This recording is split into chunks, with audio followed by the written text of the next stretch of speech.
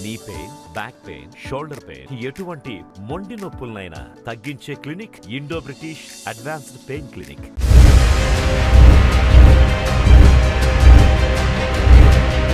అది 1972 సార్వత్రిక ఎన్నికలు జరిగే సమయం.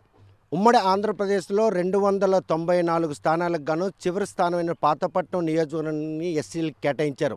ఈ నియోజకవర్గం నుండి ఎస్సీ అభ్యర్థి కోసం ఆవు దూడ గుర్తుపై పోటీ చేసినటువంటి ఇందిరా కాంగ్రెస్ అభ్యర్థి కోసం అన్వేషించిన క్రమంలో ఈ గ్రామానికి చెందిన ఒక నిరక్షరాస్యుల అభ్యర్థిగా లభించింది. అయితే ఆమె పోటీ చేసి 6 ఏళ్ల పాటు ఎమ్మెల్యేగా గెలిచి కూడాను ఈరోజు కూడాను ఆమె ఉన్న గూడు చూసేందుకు కూడాను కంటతడి పెట్టించే పరిస్థితి ఉంది. అంత నీతి నిజాయితీగా గెలిచినటువంటి ఆ ఎమ్మెల్యేకి ఎటువంటి దుస్థితి నెలకొనుంది. రాజకీయాల్లో గెలిచిందే తడువుగా తమ పిల్లలకి ఆ పిల్లలకి కావాల్సిన సంపాదించుకున్నటువంటి ఇటువంటి రాజకీయాల్లో ఉన్న ఈ నేటి తరుణంలో అలనాడు అట్లాంటి అవకాశం వచ్చినప్పుడు కూడా ఆమె ఈరోజు కూడా ఒక నిర్భాగ్యురాలిగా కనీసం ఆర్థిక స్తోమత లేనటువంటి పరిస్థితులు ఉన్నటువంటి అలనాటి ఎమ్మెల్యే పరిస్థితి ఏంటి అన్న విషయం వెళ్ళి చూద్దాం రండి.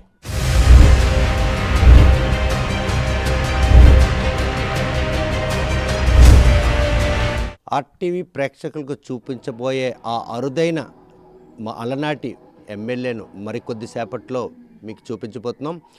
1972లో పాతపట్నం నియోజకవర్గం ఎస్సీలకు కేటాయించడంతో అప్పట్లో ఓ మారుమూల పల్లెటూరులో ఓ సాధారణ కుటుంబంలో పుట్టిన ఆమెకు ఎమ్మెల్యే టికెట్ వరించింది. సుమారు 29,000 ఓట్ల మెజార్టీతో గెలిచిన ఆమె 6 ఏళ్ల పాటు పాతపట్నం నియోజకవర్గం ఎమ్మెల్యేగా పరిపాలించి అనంతరం 2078లో స్థానికేతరురాలుగా పాలకొండ నియోజకవర్గంలో పోటీ చేసి ఓటమి పాలైంది. ఆ రోజుల్లో ఎమ్మెల్యేగా గెలవడానికి ఏ అదృష్టం ఆమెకు వరించింది? అప్పట్లో ఈ ఎమ్మెల్యే కావడానికి ఆమె ఎంత మొత్తం వెచ్చించారు? ఇప్పటికీ ఆమె స్థితిగతులు ఏంటి అనే విషయం ప్రస్తుతం అలనాటి మాజీ ఎమ్మెల్యే చుక్క పగడాలమ్మని మనం కలవబోతున్నాం. చూస్తే కదా, నమస్తే అమ్మ. చూస్తే అప్పుడు రాజకీయాలకి ఇప్పుడు రాజకీయాలకి ఏమనిపిస్తుంది? అప్పుడు రాజకీయం వేరే, ఇప్పుడు రాజకీయం పెద్ద ఇండ్లంగా ఉంది కదా సార్. మరి అప్పుడు ఎమ్మెల్యేలు ఉండోళ్ళమంతే అసెంబ్లీలో ఏదో మాట మంతే ఆడుకుని, లేకపోతే ఇవి కావాలని మినిస్టర్లు కాడ చేయించుకోవడం, వీటికి తప్ప పెద్ద రాజకీయం లేదు. అప్పుడు జీతాలు 300 ఇచ్చేవాళ్ళు. ఈ 300తోటి ఏరియా చూసుకొని మళ్ళీ హైదరాబాద్ వెళ్ళి ఇలాగ తిరిగి వచ్చేళ్ళం. కానీ ఇప్పుడు బందోబస్తు ఎంత పవర్ఫుల్ లేదు. కానీ అప్పుడు ఎమ్మెల్యేనైనా అమాయకంగా ఉన్న లావు పనులు చేసి పెట్టేవాళ్ళు మినిస్టర్లు. ఇప్పుడు ఎమ్మెల్యేలు ఒక పని, ఒక ఉద్యోగం అయినా లేకపోతే ఏదైనా ఇప్పుడు వీళ్ళ చేతుల్లో లేదు. ఈ అదృష్టం నీకు ఎలా కలిసి వచ్చింది? మీ కన్నూరు ఎవరు, మీ అత్తవారు ఎవరు? ఈ ఊళ్ళో అదృష్టం మీకు ఎత్తుకొని రావడానికి ఏ పరిణామం మీకు ఆ రోజు దోహదపడింది?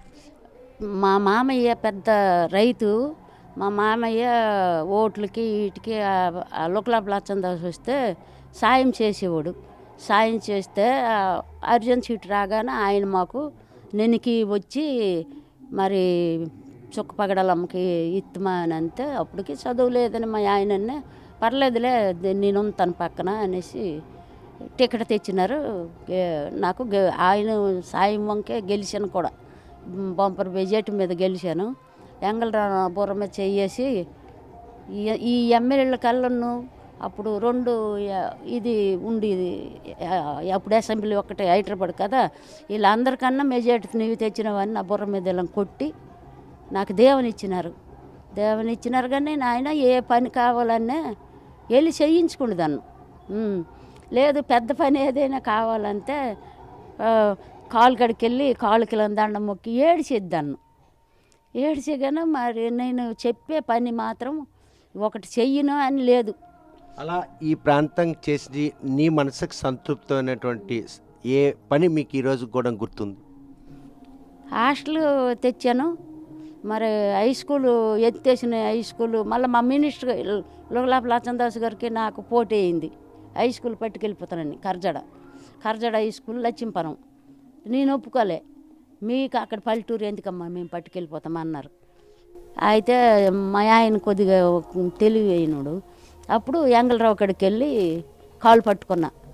నేను ఒక ఎమ్మెల్యేను, ఆయన ఒక ఎమ్మెల్యే. అప్పుడు మినిస్టర్ లేదు, ఆయన ఒక ఎమ్మెల్యే. నా హై స్కూల్ పట్టుకుని వెళ్ళిపోతే నాకు ఎంత తినచాలటు, నువ్వు ఆ హై స్కూల్ ఉంచాలి బాబు అని కాలు పట్టుకున్నా. కాలు పట్టుకోగానే నువ్వెందుకమ్మ బాధపడాలి, నీ హై స్కూల్ నీకు కొంత ఆయనకి కొత్తగా ఇస్తామా అని చెప్పి హై స్కూల్ ఇచ్చినారు. హాస్టల్, మరి హాస్పిటల్, మరి ఈ రేషన్ ఇచ్చింది డిపో.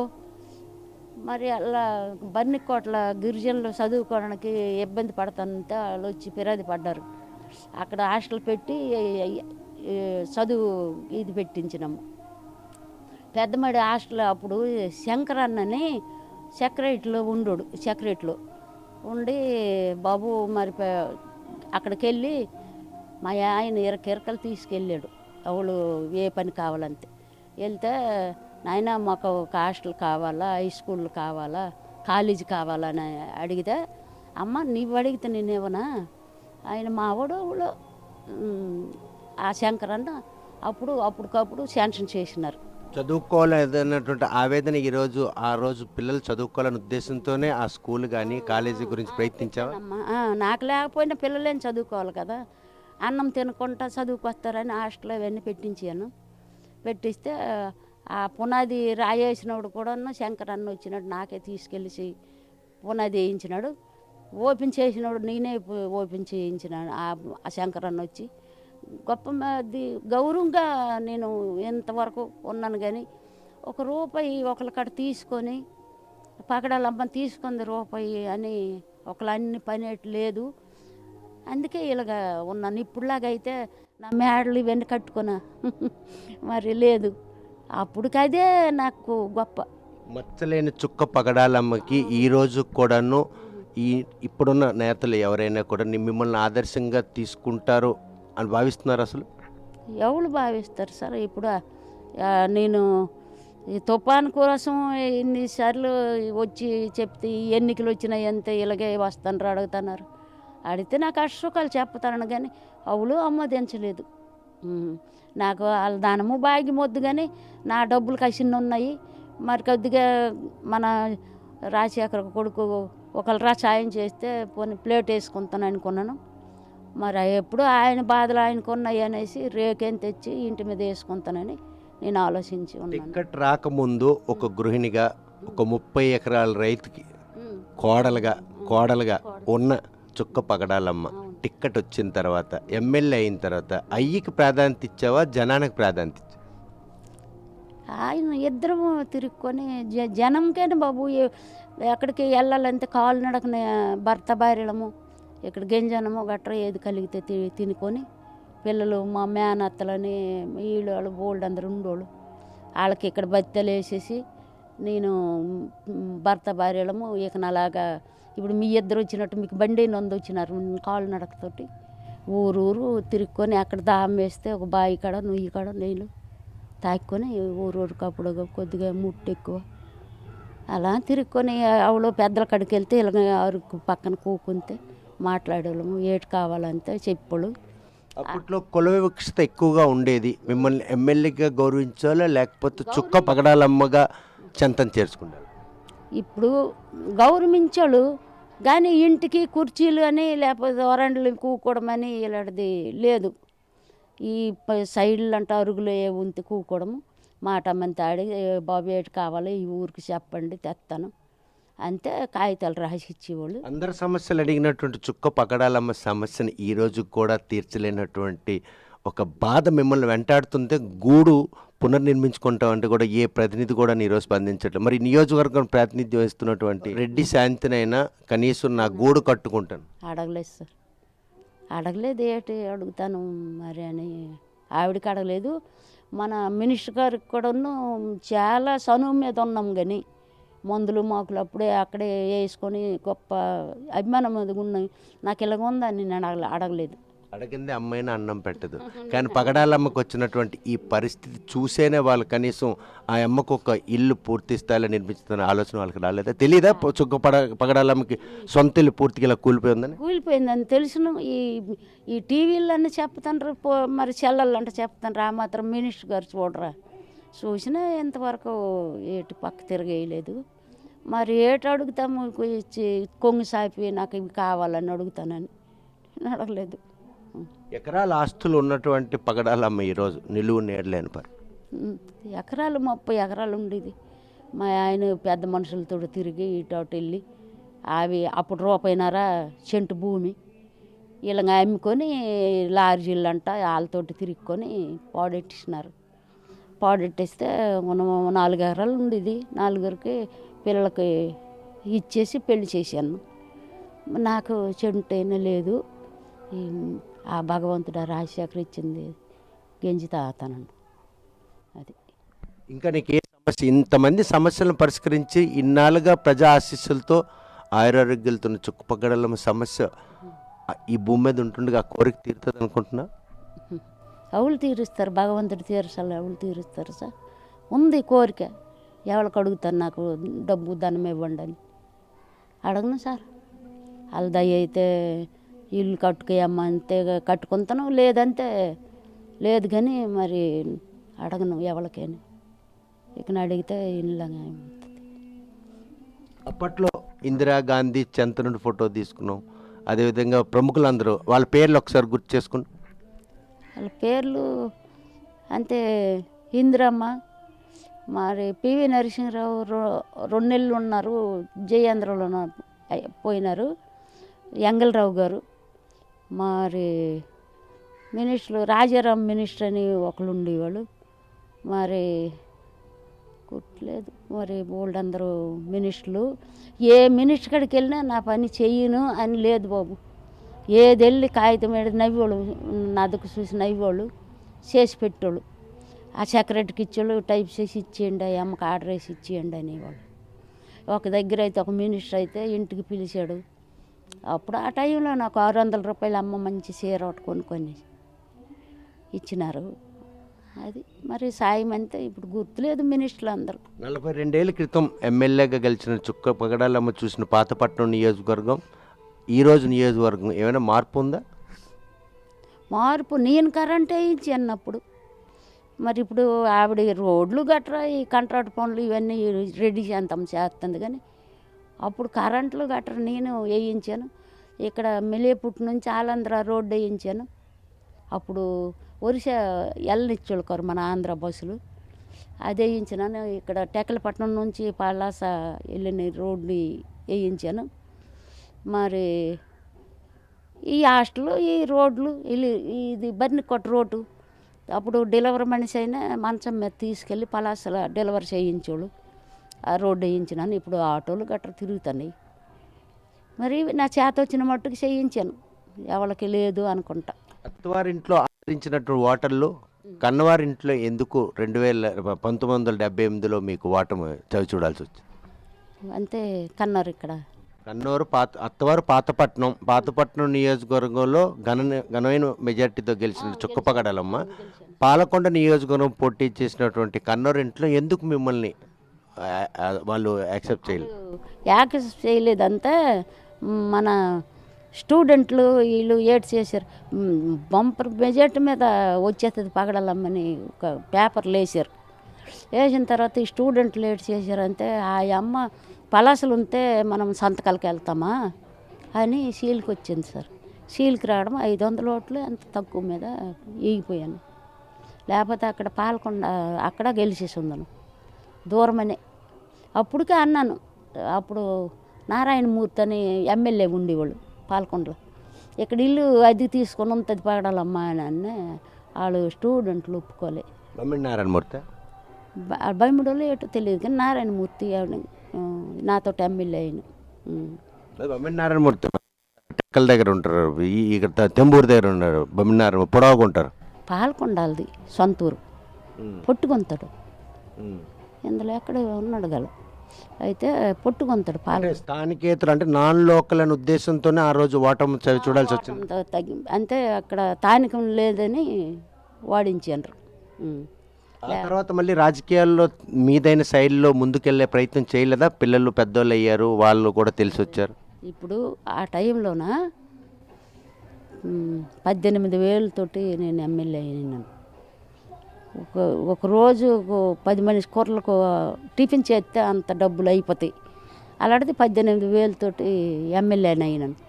ఇప్పుడు కోట్లు కావాలంటే ఎక్కడ తెస్తాను సార్? మరి నేను మళ్ళీ అందరినీ ఈయనకి ఆశపడ్డ మేళ. అంటే అప్పటి నుంచి కనుక మీరు ఆ రాజకీయాలపై ఆసక్తి కొనసాగించి ఉంటే ఇంకా చొక్క పగడాలమ్మతో పాటు నీ సంతానం కూడా రాజకీయ పదవులు వచ్చే అవకాశం లేకపోలేదు కదా? ఆ దిశగా ప్రయత్నం చేశారా? లేకపోతే ఏ ఆటంకాలు మిమ్మల్ని, అంటే ఆర్థిక ఆటంకాలా లేక? అంతే, అదిగా డబ్బులు లేక పిల్లలకు కూడా అది పెట్టలేదు. పుల్లుకి చదివించలేదు నేను. పిల్లలకి ముగ్గురికి పని చదివిద్దామన్నా 10th తోటి ఆపించాను. అయినాక పెళ్ళిళ్ళు చేసినాను. మరి అత్తల కాలేజీలకు తోలాలంటే అంత సోమత అప్పుడు లేదు. 300 రూపాయలు ఇచ్చేవాళ్ళు. మరి ఇంట్లో ముసిలిదయ్యి వీళ్ళందరూ ఇంట్లో ఉండేవాళ్ళు, మేనత్తలు వీళ్ళందరూ వాళ్ళకే చూసుకొని అలా. చుక్క పగడాలమ్మకు తీరని కోరిక ఏదైనా ఉందంటే మీ నోటితో ఏంటది? కోరిక ఉందంటే నాకు ఇల్లే ఒక ఉంటే చాలు సార్. మరి రాజశేఖర్ ఇచ్చిన డబ్బులతోటి గెంజి తాగుతాను. ఈ ఇల్లు ఒక రవ్వ ఇస్తే కొద్ది గట్టి కట్టుకుంటానని ఉంది. లేదు ఇల్లే ఇస్తామంటే ఈ సార్లు ఎక్కడో కట్టుకుంటాను, ఇది రేకేసుకుని అందాక ఉంటానని ఆలోచనతో ఉన్నాను. మరి ఇస్తే మరి జగన్ ఇష్టమే. మరి ప్రస్తుతం ఎన్నికలు వస్తున్నాయి. ఇప్పుడు చాలా ఎన్నికలు జరిగి ఉంటాయి. మీరు 78 చాలా ఎన్నికలు చూసుంటారు. ఆ అభ్యర్థులు చుక్క పగడాలం దగ్గరకు వచ్చినప్పుడు వారు మీతో ఎలా మెచ్చలేవాళ్ళు? సార్ చేసేతనమ్మా ఈయన ఎంపీ వచ్చినారు, ఈ రామ్మోహన్ రావు వచ్చి, అమ్మ తుఫాన్కి ఎగిరిపోయింది కదా, నీకు సాయం చేస్తాను, నీవేం బాధపడక అనేసి నా బుర్రమ చేసి వెళ్ళిపోవడం. పరదా గుడ్డ కారిపోతుంది అంటే ఇవ్వలేదు. వాళ్ళ పార్టీకి ఇచ్చినారు, వాళ్ళ పార్టీ మనుషులకే పంచినారు. నాకు పరదా గుడ్డ ఇవ్వలే. అయితే సరే పార్టీ ఇప్పుడు జగన్ పార్టీలని లేదు, ఈళ్ళాళ్ళు లేదు. పెన్షన్లు అయితే ఈ పనులు అదే అమ్మ ఒడి గోరు ముద్దలు ఇవన్నీ అందరికీ ఇస్తున్నారు. వాళ్ళ పార్టీ అనేసి సంతకాలు ఎట్టేవాళ్ళు కారు, ఏ సాయం చేసేవాళ్ళు కారు. రెడ్డి శాంతం ఎప్పుడైనా మీకు వచ్చి కలిసారా నేరుగా? మీరు వెళ్ళిన కలిసి అమ్మ బాగున్నావు అంటారు, అమ్మను బాగున్నాను అమ్మ అంటారు. దండ గట్ర తెచ్చి వేసుకొని ఆమోదించడం తప్ప నాకు ఇది కావాలని ఇంత నా నోరుతో అడగలేదు. మరి ఆవిడకనే చెల్లలు తెలియదా, పేపర్లు తెలియదా? రాజకీయం గున్నోళ్ళు పేపర్ చదవరా, ఇలా పిఎల్ చదవరా, పగడాలమ్మ చరిత్రని మనం చెప్పితే అవుతుంది సార్. మరి ఇదంట వెళ్ళినోడు నా ఇల్లు చూసింది కదా, కానీ చూసి మరి మనకపోతే ఏటు అడుగుతా, మా తమ్ముడు వద్దులే అక్క అడగకు అనేసినారు. మరి మినిస్టర్ గారు అంతే మంచి క్లోజ్ అయిన మినిస్టర్. అలాంటిదున్ను బొబ్బెలగుందని నేను అనలేదు ఎప్పుడు. అప్పుడు రాజకీయాలకి ఇప్పుడు రాజకీయాలకి వ్యత్యాసం ఏముందని అంటే, చుక్క పగడాలమ్మ నోటంట ఆ మాటలు వినాలని అందరూ అనుకుంటారు. ఇప్పుడు అప్పుడు ఎమ్మెల్యేలకి 300 రూపాయలు జీతం ఇచ్చి ఈ ఏరియా మట్టుకు తిరిగేవాళ్ళము. ఇప్పుడు ఎమ్మెల్యేలకి కార్లు, గన్మెన్లు, మరి ఒక 10 మనిషి పెద్ద రైతులు, పేషెంట్లు వీళ్ళందరూ వెనకెళ్తారు. ఆవిడ వచ్చిందంతే, ఇప్పుడు మా తమ్ముడే ఆవిడ వచ్చిందంతే కారు వేసుకొని వెళ్ళిపోతాడు. నిజం చెప్తాను సార్. అప్పుడు ఒక కుక్క కూడా మా వెనక వచ్చేది కాదు, మేమిద్దరమే వెళ్ళాము. అప్పుడు రాజకీయం ఏంటి బాబు? అయితే పనులు చేసుకుంటుందన్న కానీ గౌరవం ఇప్పుడు అంత గౌరవం లేదు. ఇప్పుడు వచ్చిందంటే పనులు చేయకపోయినా అమ్మ వచ్చిందిరానే చుట్టూ మూగుతారు. అప్పుడు కుక్క కూడా దగ్గరికి రాలేదు. అయినా కూడా సమస్యలపై తనదైన శైలిలో స్పందించి ఆ సమస్యల పరిష్కారానికి మాత్రం మీ వంతుగా సాయం చేసేవారు. నేను సొంతం వెళ్ళేదాన్ని, ఏవి కావాలంటే చేయించేదాన్ని నా డబ్బులతోటిని. మరి మా ఆయన రాస్తే టైప్ చేసినట్టు రాసేవాడు. మినిస్టర్లు అనేవాళ్ళు, అమ్మ టైప్ ఎటు ఉంది అనేవాళ్ళు. అంత చక్కని రాస్తారు. అవి రాసి ఆ కాగితాలు పట్టుకెళ్తే చూసేవాళ్ళు, మొసమొస నవ్వేవాళ్ళు, చేసేవాళ్ళు. గొప్ప గౌరవం బాబు. ఇప్పుడు నాకు చదువు లేదు అని నేను చింతగాని నాకున్నంత గౌరవం ఇప్పుడు ఎమ్మెల్యేలకు కూడా లేదు. నిజం చెప్తాను, వీళ్ళు డబ్బు ఉండొచ్చును, ఏది ఉండొచ్చును, కానీ అప్పుడు ఆ మినిస్టర్లు కూడా అంత గౌరవంగా నేను ఉన్నాను. మినిస్టర్లు అయితే ఇందిరమ్మ అయితే అక్కడ చూసి ఇది ఇందిరమ్మకి ఇలాగ అనేది చెయ్య, ఆ లోపుకి నాకు తీసుకెళ్ళి దండ ఆవిడ చెయ్యితో వేయించుకుండేది. ఎంగళరావు అయితేమి గౌరవంగుణ్ణి చూసేవాళ్ళు. నాకు ఒక్కరు ఏటి ఈవిడ అని అనలేదు సార్ ఇంతవరకు. జీవితంలో గౌరవం మాత్రం గణనీయంగా సంపాదించినటువంటి చుక్క పగడాలమ్మ చివరాంకలంలో మాత్రం తీరని కోరికగా సొంతింటి కళ నెరవేరినటువంటి ఒక ఆవేదనలో ఉంది. నిజమేనా? అంతే సార్. సొంత ఇల్లు అంతే మరి. ఈ తుఫానికి ఎగిరిపోయింది, దీనికి ఒక ఇల్లు ఇస్తే కట్టుకుంటాను అంతే. మరి ఇంకేంటి నేను కోరలేదు. మరి ఆయనకి బోల్డ్ అన్ని జగన్కి ఉన్నాయి బాధలు. మరి ఆయన గెలిచిన తర్వాత ఏమో నా కోరిక తీరుస్తాడో లేకపోతే ముందే తీరుస్తాడో ఏటవుతుంది. కానీ ఆయన ముందు గెలనని కోరిక ఉంది. గెలవాల, జగన్ రావాల, వాళ్ళ నాయన పేరు నిలబెట్టుకోవాలి. మళ్ళీ మాలాంటి వాళ్ళకల్లా పెంచాలి. పెన్షన్లు అయితే, గోరు ముద్దలు అయితే, పిల్లల చదువులు అయితే. ఇప్పుడులాగైతే నా పిల్లలకి ఎంత చదివించిందనో నాకు అప్పుడు తోమతలేదు. చూస్తే ఒకానొక దశలో ఉపాధి హామీ పనులకి వెళ్ళవలసిన దుస్థితి పగడాలమ్మకి అయ్యికి ఎందుకు వచ్చింది? మరి ఉపాధి పనికంటే అప్పుడు ఈ డబ్బులు సాలీకోవు. మా ఆయన భూములు చక్కబెట్టినాడు. చక్కబెట్టేసిన తర్వాత పిల్లలకి ఇచ్చాను, వాళ్ళు పండించుకొని ఇచ్చేసుకున్నాడు. మరి ఈ డబ్బులు సాలీకో 300 రూపాయలు. అప్పుడు ఇద్దరం ఉపాధి పనికి వెళ్ళి రైతు పనికి, ఉడుపుకి, గాబుకి, రైతు పనులకి వెళ్ళేదాన్ని. మరి ముసలోడంతే మరి ఈ ఆకు తీయడం అనేది, దొన్నడం అనేవి రావు. ఆయన పెద్ద పోజు మీద బతికినాడు వాళ్ళ నాయన కాడ. ఆ పనికి నేను ఆయనకు పంపించలేదు. నేనే ఉడుపుకి, గాబుకి వెళ్ళేదాన్ని. ఉపాధి పనికి మాత్రం వచ్చి నిలబడేవాడు. వాళ్ళు చేయించుకోరు నిలబడేవాళ్ళు. అమ్మ లాస్ట్కి ఏటన్నారు, అమ్మ నీవేటి మోస్తావు వద్దు అని అందరు గడ్డం పట్టుకొని పంపించాను ఇంటికి. అప్పటికి తట్లతో మోసిన వద్దు అమ్మ, ఒక్కరోజైనా నీవు గద్దెక్కున్నావు, నీవు ఆ కుర్చీ మీద ఎక్కిన అంత అదృష్టం లేదు, నువ్వు మొయ్యకమ్మనే మా ఈదోళ్ళు అందరూ పాపోళ్ళు అంతే ఉండిపోయినా. మరి మీ జీవనం పూట గడిచే పరిస్థితి ఎలా ఉండదు? అప్పుడు కొద్దిగా డబ్బులు పెంచారు కదా, అటు వంక అలా గడిచింది. పాతపట్నం నియోజకవర్గం నుండి 1972లో గెలిచినటువంటి చుక్క పగడాలమ్మ 6 ఏళ్ల పాటు ఈ నియోజకవర్గంలో చేయని అభివృద్ధి అంటూ లేకుండా చేసినట్టు ఒక సంతృప్తి పెద్ద పెద్ద కాంగ్రెస్ నేతలతో పాటు ఇతర నేతలను కలిసి తన గౌరవాన్ని అయితే ఇనుమడించి చేసుకోగలిచాను. 3 ఆడపిల్లలను ఉన్నత చదువులు చదివించేందుకు ఆర్థిక స్తోమత లేక వారి చదువులు కూడా అర్ధాంతరంగా నిలిపేటటువంటి పరిస్థితులు, పరిణామాలు. అత్తింట్లో 30 ఎకరాల రైతుకు భర్త ఉన్నప్పటికి కూడాను రాజకీయంగా ఆ ఆస్తులన్నీ కూడాను కరిగిపోయి, అదేవిధంగా కన్నవారు ఇంటి పేరు నిలబెట్టే క్రమంలోనే ఈరోజు అత్తవారింటి వారు లభించినటువంటి ఈ గౌరవానికి ఏ రోజు కూడా తొలగలేదు.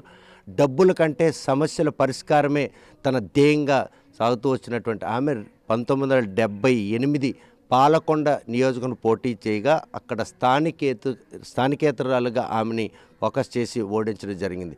కాకపోతే నాటి నుండి నేటి వరకు ఉన్నటువంటి సొంత ఇల్లు మరమ్మతు చేసుకోవడానికి కూడా ఆర్థిక పరిపుష్టి లేని ఆమెకు ఒక సొంతింటి కళ ఈరోజు కలగానే ఉంది.